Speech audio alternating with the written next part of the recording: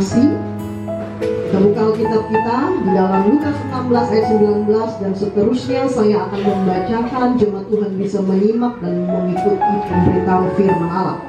Orang kaya dan Lazarus yang miskin. Ada seorang yang kaya selalu berpakaian jubah ungu dan kain halus, dan setiap harinya bersukaria dalam kemewahan. Dan ada seorang pengemis bernama Lazarus, badannya penuh dengan borok, berbaring dekat pintu rumah orang kaya itu, dan ingin menghilangkan laparnya dengan apa yang jatuh dari meja orang kaya itu. Malahan anjing-anjing datang dan menjilat borok. Kemudian matilah orang miskin itu, lalu dibawa oleh malaikat-malaikat ke pangkuan Abraham. Orang kaya itu juga mati, lalu dikubur. Dan sementara ia menderita sengsara di alam maut, ia memandang ke atas, dan dari jauh dilihatnya Abraham dan Lazarus duduk.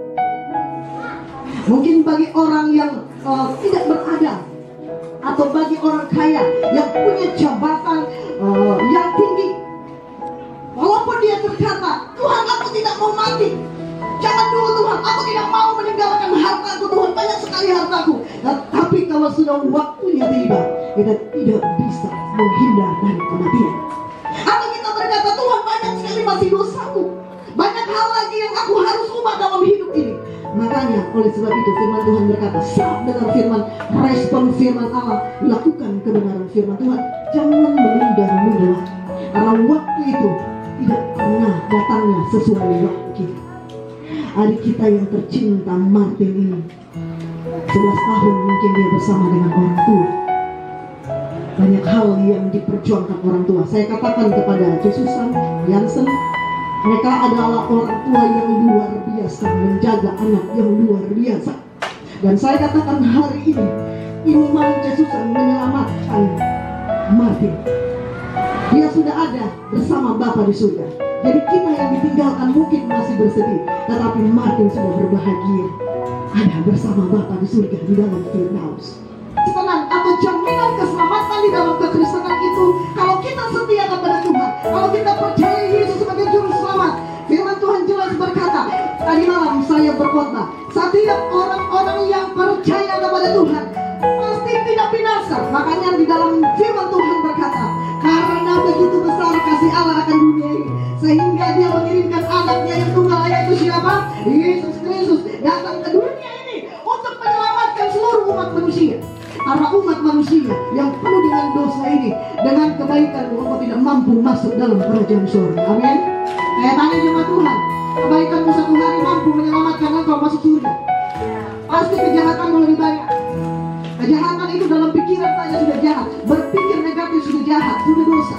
Karena dosa itu adalah artinya dari bahasa dari hamartia, sesuatu yang melenceng, sesuatu yang tidak berkenan di mata Tuhan, itu dosa yang tidak tepat sasaran, hamartia. Nah, sekarang ada kebangkitan yang pertama, itu adalah kebangkitan orang percaya. Sama-sama katakan dengan saya, kebangkitan orang percaya.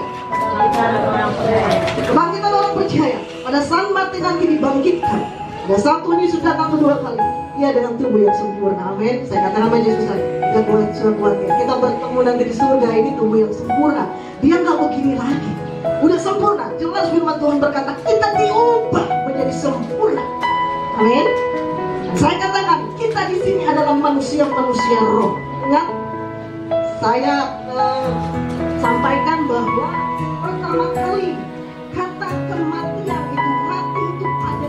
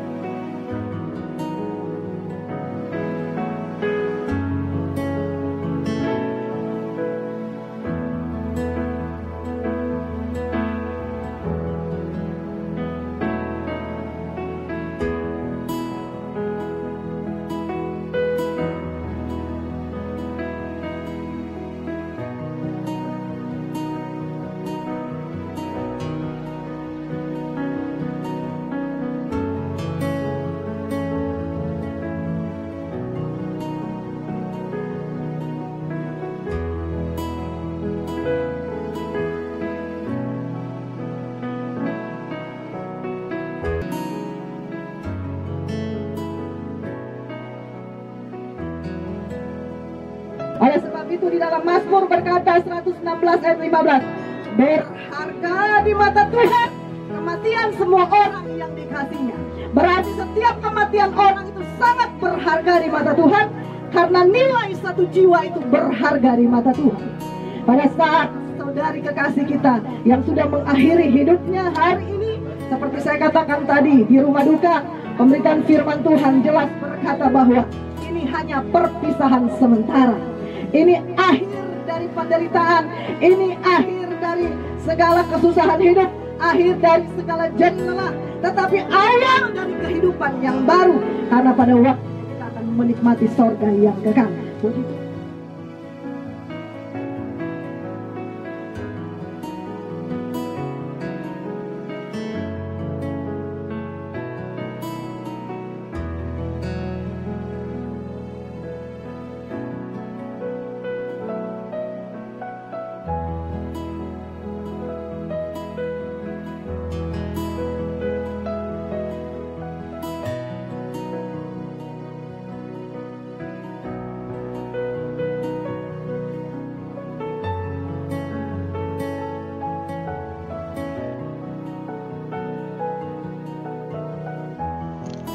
Debu kembali menjadi tanah dan roh kembali kepada Allah. Kami kuburkan Saudara Martin Emeraldi Stephen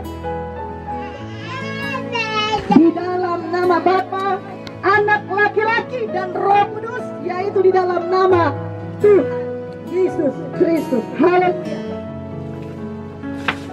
Ya, lanjut. Mungkin keluarga bisa